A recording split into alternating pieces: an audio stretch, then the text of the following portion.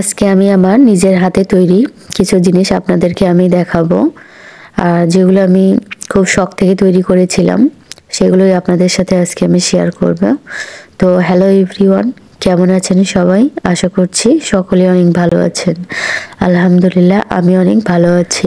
সামনে যে ফুলগুলো দেখতে পাচ্ছেন এই ফুলগুলো কেনা, কিন্তু এই ব্যাগটার মধ্যেই আমি আমার যে ফুলগুলো আমি নিজে হাতে তৈরি করেছি সেগুলো দেখাবো। আর ওখানে যে দুইটা মোড়া দেখতে পাচ্ছেন, অর্থাৎ ওগুলো আপনি আপনার বসার কাজে ব্যবহার করতে পারেন, আবার যদি মনে করেন ওগুলোর মধ্যে কিছু রাখবেন তো সেই কাজে ওগুলো ব্যবহার করা যায়। ওগুলো আমার নিজের হাতে তৈরি।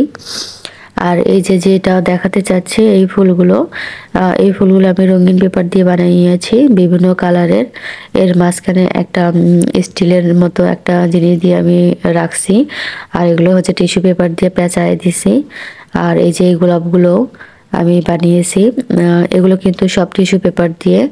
যেগুলো দেখতে পাচ্ছেন পাখিগুলো এগুলো রঙিন পেপার, আর যেটাতে হাত দিয়েছি আমি এটা হচ্ছে tissue paper, sorry tissue bag দিয়ে বানিয়েছি। এবং টিস্যু ব্যাগ দিয়েই আমি ডালটাও মুড়িয়েছি যেন একদম সবুজ দেখায়, মনে হয় যে আসলে একটা গাছ। আর এই যে এগুলো রঙিন পেপার দিয়ে বানানো, এগুলো কলির মতো করে বানাইছি।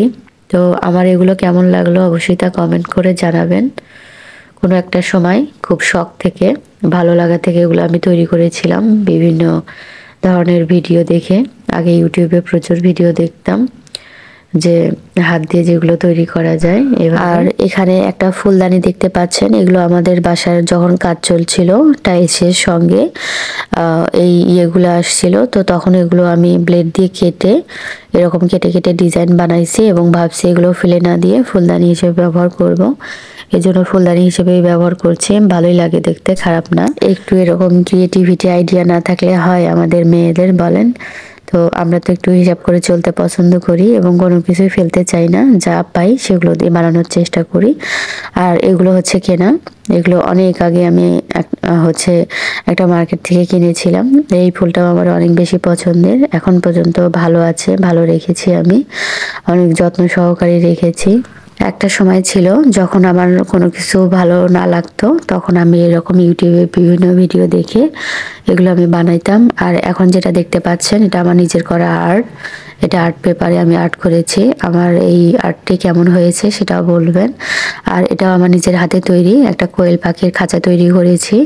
বাজারে যে ফলের ঝুড়িগুলো পাওয়া যায় 30 টাকা 40 টাকা হলেই, সেগুলো দিয়ে আমি এটা বানিয়েছি। আর দরজা থেকে বেঁচে যাওয়া যে কাঠগুলো ছিল সেই কাঠগুলো দিয়েই আমি এই খাঁচার স্ট্যান্ডগুলো বানিয়েছি এবং খাঁচাগুলোর সঙ্গে স্ট্যান্ডটি আটকিয়ে দিয়েছি। এর মতো আমি এখানেই বিদায় নিয়ে নিচ্ছি। কথা হবে পরবর্তী কোনো এক ভিডিওতে। সে পর্যন্ত সবাই সুস্থ থাকবেন, ভালো থাকবেন। খোদা হাফেজ, আসসালামু আলাইকুম।